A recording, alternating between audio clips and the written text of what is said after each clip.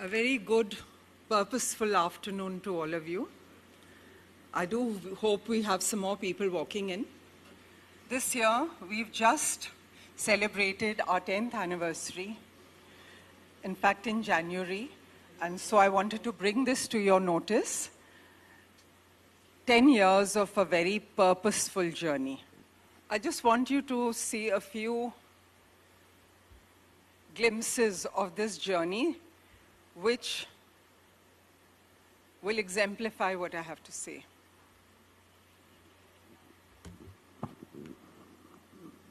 Right, so those were just a few glimpses of the journey of our 10 years.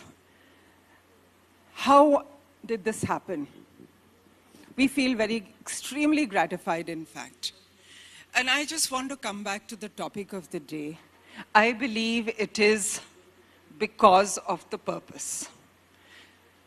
So what is this word purpose that this whole conference of CSR World Day is focusing on? What does it mean? Is it a question of direction? Is it an aim? Is it strong determination? It is something that we do together. Is it the vision mission?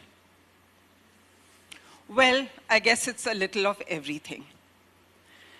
When I first read the topic of this conference, my thoughts immediately went back to one of our teachers in school who would tell us, you must think ahead, have an aim. What are you working towards? If you don't, you're like a rudderless boat. And this rudderless boat, this term, has never gone out of my mind. And I thought of it immediately. Picture a boat which has no way of deciding where to go, and it's out in the ocean. It's doing things. It's sailing. All of us are doing things. Are we getting anywhere? Now that is the crux of the whole thing. That is why, without that purpose, I don't think we are going to make much of a difference. Of course, all of you are very experienced and have traveled a lot in your own CSR journeys and also have achieved a lot. So you may think it's very naive of me to be saying, you know, please have an aim and then move towards it. It's much more than that. It's not just an aim, friends. It's a commitment. It is involvement. It is putting yourself there. Only then will it be purpose. And that is why I showed you those very few short glimpses of the film. They don't say a lot because what we've done is way, way beyond, but you see how we are at the grassroots level and the kind of difference it has made.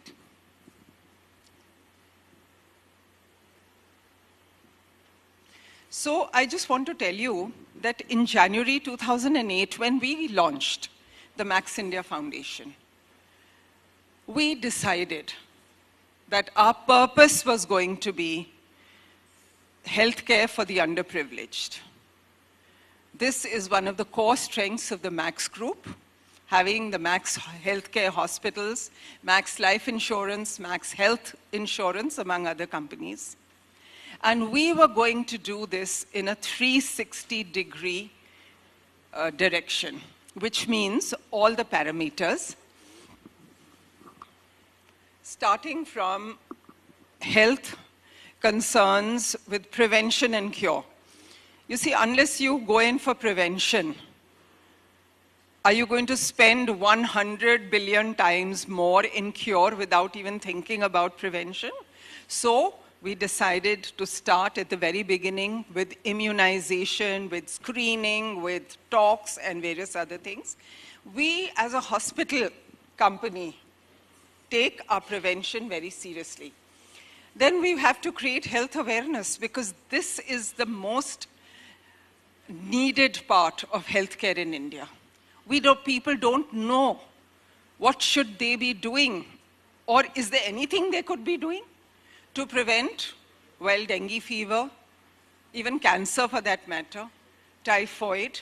What should they be doing? So therefore, we do this health awareness in a very committed manner, especially for tobacco control and drug control. You know, prevention of cancer can mean something when we try and stop drugs, stop tobacco smoking. And oral cancer is rampant in India like others, and we are really happy to see the difference it is making. In Delhi, challans have started for smoking in public, and I think we have a huge hand to play in that. We are supporting this entire movement. So therefore, health awareness takes a very important role. Beyond that, health-sustaining interventions, which are allied. That means there are lots of other things besides the awareness. For example, when a person, we've gone through prevention, we've given them the awareness, but when they get sick, where do they go? Do we have enough government hospitals? Do the people have the money for treatment in private or wherever they can? They don't. So direct treatment and interventions is one of our major areas. And then, of course, we've gone in for village adoption programs, where besides the health concerns, we are looking at a few other allied concerns like drinking water. Now this was very debatable. Again, we came back to the purpose. In the village, would we just do vaccinations and health camps, treatment, or would we do more? Because the purpose was health care for the underprivileged, we had to look at a few more things like drinking water. Does the school have toilets for girls? Didn't, so we did that. Therefore, keep your purpose in mind, and we have done all this, and are still moving on ahead. So these were the main pillars. Some of I just told you, our signature immunization. I'm going to go through this. You can see the number of beneficiaries. Without giving the children the protection of vaccinations, how can we say we are providing them with health care? We do health camps, particularly in the areas of our hospitals, but we also do them in remote areas. We did a series of fantastic 4 health camps in Ladakh, you know, and far reaches. When we went there, I couldn't even see the villages because people live in hamlets, where with the help of the Indian Army, we had got them together and we had some very, very interesting and very fruitful experiences. Similarly, we've been into various parts of Orissa and Madhya Pradesh, Chhattisgarh, and others. So I just want to mention here that we just don't check the people and just leave them there.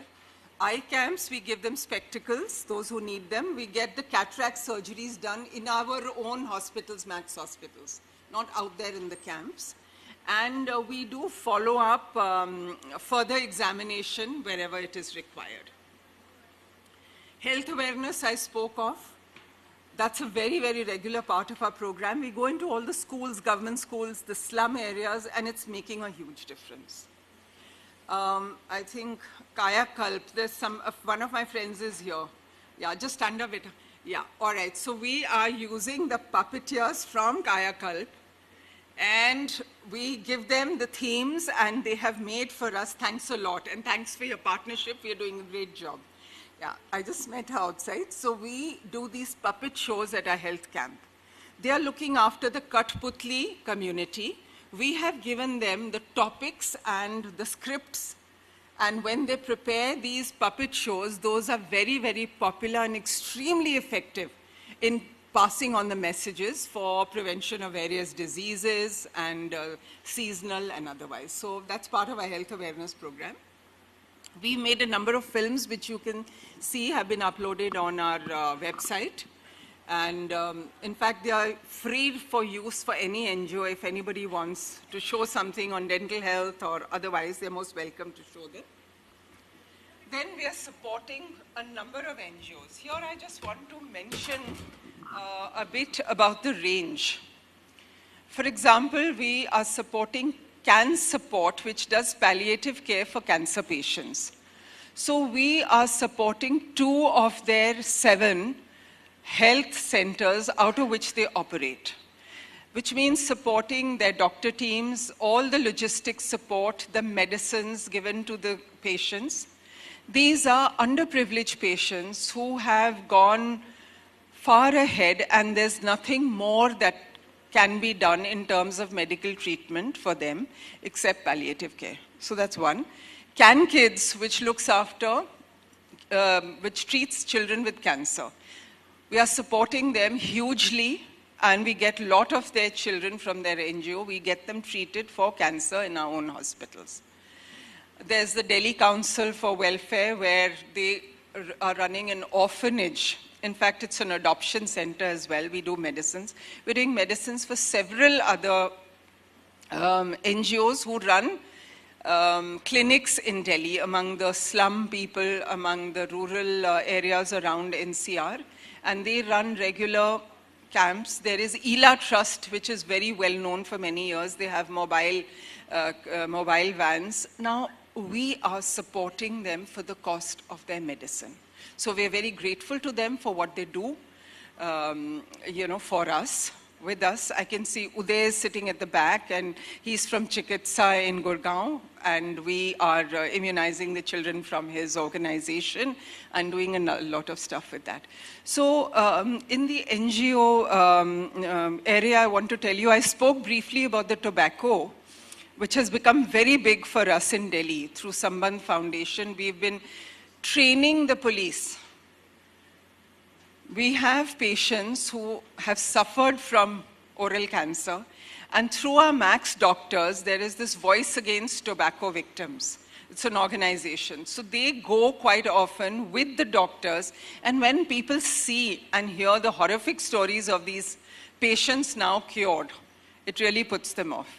Now, we've been training the police to understand what KOTPA, the act, is, so that they can go out there and punish those people who are selling tobacco within the vicinity of schools, who are smoking in public, and there are various clauses of the law which they have to maintain.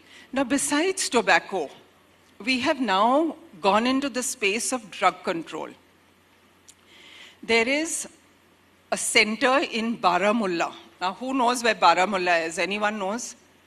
Raise your hands. Okay, in Kashmir, in north of Kashmir, where there is army set up. So with the army, with another NGO, CSRL, we are funding the whole process, and they have made a very nice center, and there is rehab, there are talks, there's prevention, there's alternate therapy happening, and we're very happy. We're in the second year, it's going very well.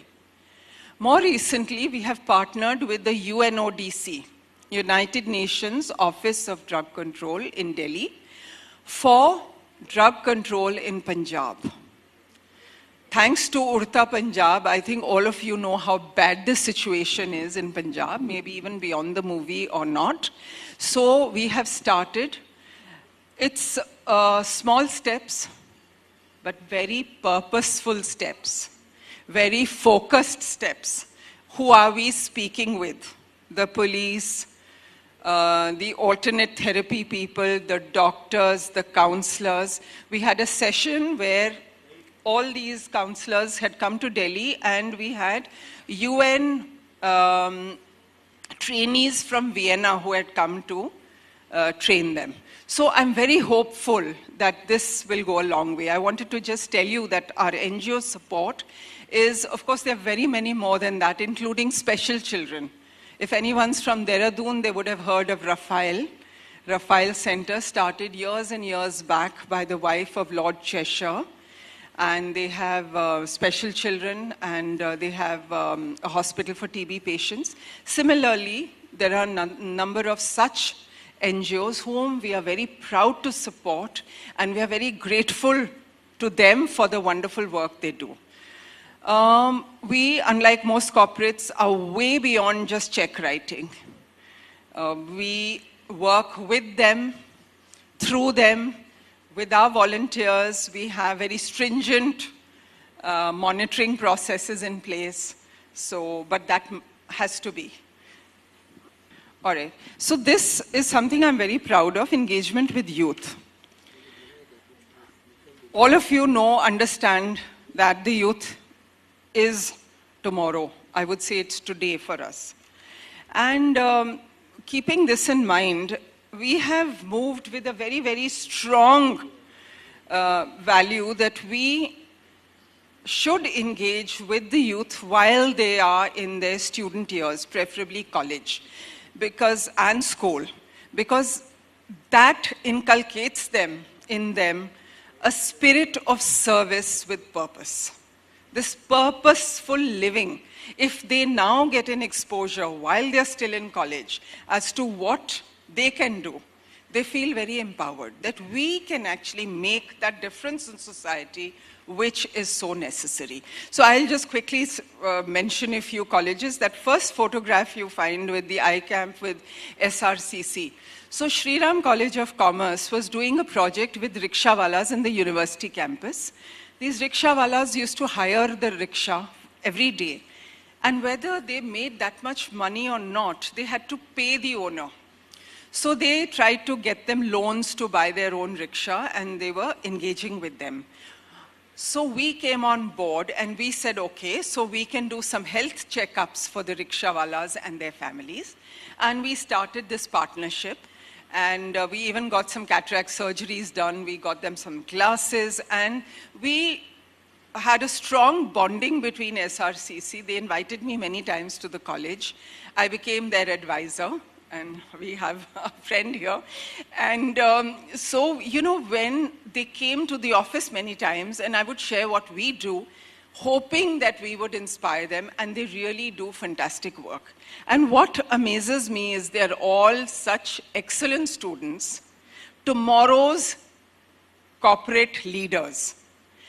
They are the ones, if they understand CSR, we will not be discussing whether it should be in the strategy of the board or not. They will make it happen, right? So I think it's very, very important. Similarly, a Hindu college event you can see on the right. In fact, last week I was to be the chief guest at the Panchatattva Environment Festival in Hindu College. Unfortunately, I had such a bad flu I couldn't make it.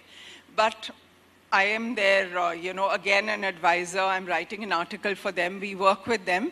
We are working also with Guru Gobind Singh College of Commerce. So there are a number of such colleges, schools. I have spoken at Kamla Nehru College, Lady Shri Ram, Daulat Ram College. And I feel extremely happy that they get the opportunity to hear about what we in corporates are doing. Because, you know, when you're students, you're very idealistic. You want a lot of good things to happen. But unless you hear of actual good things happening on the ground, you feel, oh, people don't really care. You know, now they're in jobs and people are only into profit making. So we need to be role models for them. And I think we really need to engage with them. Purposeful thinking now will convert into purposeful action for them tomorrow. I had mentioned surgeries and treatments. We're probably one of the very few CSR organizations who do this. But yes, we must, because we have a chain of hospitals. And we realize more than anyone else how difficult it is to get proper high-quality treatment. There are some fantastic government hospitals, but the lines are so long. The doctors are fantastic, but they don't get an opportunity to see all those people. The logistics are pathetic because there's too much population with too little infrastructure. So where does Bharat go? Where does the underprivileged Indian go who cannot pay out of the pocket? Very, very difficult question. A lot of health insurance has come in. I mean, I won't say a lot. A little has come in earlier. A little more has come in. We hope much, much more. But in the meantime, at least we are there with a light at the end of the tunnel. And I'm happy to say that a lot of children who have had heart surgeries, we have saved many, many lives, as you can see over here. These are only, I'm talking about direct beneficiaries of very serious illnesses, surgeries, and treatments, including cancer, brain tumor, and whatever.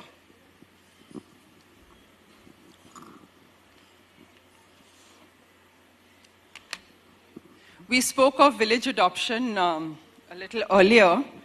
I was very apprehensive when we first were talking about it, and the board felt that, you know, we are doing so much, but maybe if we do it in a select geography, we would be able to see the impact more. So first we started with one, but at the moment we have 3 such clusters.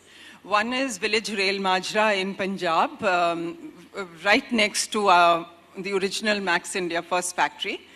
The other 2 are in Dehradun district. One is on Mussoorie Road, and the biggest one, Dhakrani, is an hour and a half from Dehradun. One didn't even realize the kind of challenges one was going into, particularly because of the mindset of the beneficiaries themselves, who are so closed to anything which does not translate into party politics, your BJP or Congress, or religious politics, whether you're Hindu or Muslim or something else. So even the panchayat is always, you know, who is who and who's more influential. So there are a lot of little wheels within wheels rather than looking at development. But it has been a fantastic journey. Some of the things we've done have never been done before, at least I don't know of it. We are doing a complete underground sewage network of pipes with septic tanks, which even Dehradun is getting now, which we've put in place in Dhakrani. We've done 3 phases, and we're going to complete it in the next 2 years, completing 5. Regular health camps, regular checkups, regular talks, immunization, now a skill center for the school dropouts, lots of equipment in the school, and many, many more. I'll show you a very short, again, just a 90-second little clipping on this. But before that, on the other photograph on the right, you see the solar street lights. This is the second village near Dehradun, which is on the way to Mussoorie. Hilly, winding roads. It's a cluster of 4 villages. There were no lights. And we spoke to the government very many times, and they said it was out of the municipal limits of Dehradun, so they weren't even planning to put in anything. So we got a CSR project to put in solar lights, and it is benefiting everybody there. The women feel safer, people traveling on the road are safer, and I think accident-free now. I just want to show you, I spoke about our 10 years. So on this occasion, last month, we had brought out a coffee table book, which has mapped this journey of 10 years. And it was, of course, a huge challenge because, you know, at the end of the day, you only have to write what you have to say. You can't get someone else to do it. And the whole team was busy with the data. But once we did it, we were extremely happy, you know, that wow, we've documented something. And then although we would keep saying, oh, we've left this out and we've left something else out, but doesn't matter. It was a wonderful journey. If anyone's really interested, please write to me. I'll be really happy to share it with you. I wanted to share this with you. And this again is our celebration of our 10 years. We are very, very, you know, proud of it, actually. I guess we are small, so 10 years is a big milestone, you know. So here I want to say that all this could happen only because of the purpose. We have to keep focusing again and again. And as I said, purpose is not only the mission and vision, not only the aim, it is not just the target, but the purpose is the energy behind what you put. It is the commitment. It is making it happen. You know, healthcare is a difficult space to do CSR in. It's much easier to do education or something because there are a lot of risks involved. Immunization is something that I think hardly any other private organization does. At least Serum India tells me that we are the largest. But that's, of course, I think we should be able to do it because we are backed by one of the largest healthcare organizations. But it is difficult, however, with very strict and stringent SOPs. Now, that is how we manage our healthcare. It's very strict and stringent. If we say only 100 on one day for an immunization camp, not even one more, so that every child is checked very well. We do not compromise. Friends, don't go for numbers. Don't look at what noise to make. Which brings me back, I mean, I'm not trying to show off, but you know, on 22nd of Jan, we had a small event called Thanksgiving event. We invited all our NGOs, and there was a person who came for the first time. He's a doctor from the Delhi government. And I had just, somebody introduced me, so I requested him, I said, please come for our event and we'll meet afterwards. So at the end of the event, he said, Mohini ji, itna calm, wow, you've done so much, but how come no noise? So I felt a bit sorry that, you know, why hadn't he heard of us? But then I told everyone that, look, our work speaks for itself, is what we have believed in. Noise to dusre log karenge na. I told our corporate group people, okay, you guys make the noise. We will only work and consistently work and consistently work. And we are very grateful. We are humbled by all the awards we have got. So it's not that no one has heard the noise. I think people have seen. We have been fortunate to get the Golden Peacock Award for CSR 4 times. We have, thank you so much. Just last week, I was in Singapore to get Asia's best CSR brand. And I think here, World CSR Day, we have been awarded several times, and I'm back here again. Dr. Bhatia feels fit to give me an award this evening. So all that counts. We don't do it because of that, but it comes about only because of the purpose. So friends, all of you know it, are there. Let's each one decide. Purpose will drive us. Let's not be that rudderless boat. Thank you.